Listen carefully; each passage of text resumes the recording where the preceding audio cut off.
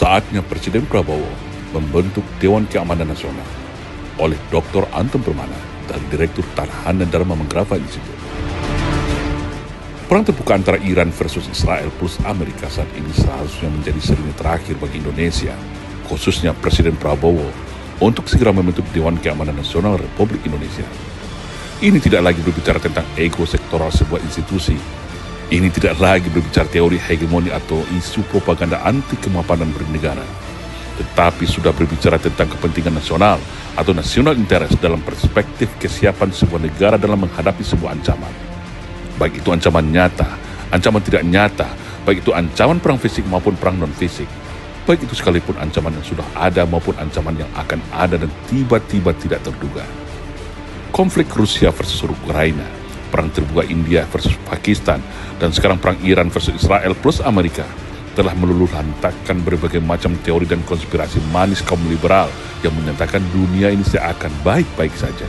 Tidak akan ada lagi perang. Ini tidak main-main, benar-benar. Saya pelajari tiap malam, saya lihat, wah, this is very dangerous time. Very dangerous time. Amerika menyerang Iran, Rusia mengatakan jangan nyerang Iran. Kalau nyerang Iran, berhadapan dengan saya, Rusia. What does it mean? Masalah Iran nanti perang dunia ketiga. Dan kita sudah non-blok, kita sudah benar, tapi kalau terjadi perang nuklir, kita non-blok aja kita akan kena.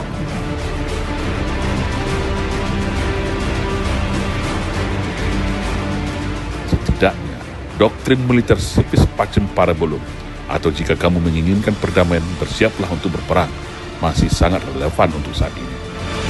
Sebagai negara yang besar, luas serta mempunyai letak geografis yang strategis dan memiliki sumber kekayaan alam yang melimpah, Indonesia dari dulu adalah target sasaran bangsa asing untuk dikuasai. Kita tidak bisa lagi naif dan basa-basi dalam hal ini. Dan pertanyaan sederhana yang paling banyak berseliweran di jagat sosial media saat ini, bercermin dari perang terbuka antara Iran dan versus Israel adalah, coba bayangkan apabila negara kita tiba-tiba diserang, dihujani rudal balistik hipersonik dan gempuran pesawat-pesawat tempur pembom siluman yang menembakkan rudal presisinya ke jantung ibu kota, Istana Merdeka Presiden, kilang minyak Pertamina, bandara, serta instalasi-instalasi strategis lain. Apakah militer kita sudah mempunyai kemampuan sistem pertahanan untuk menangkis semua itu?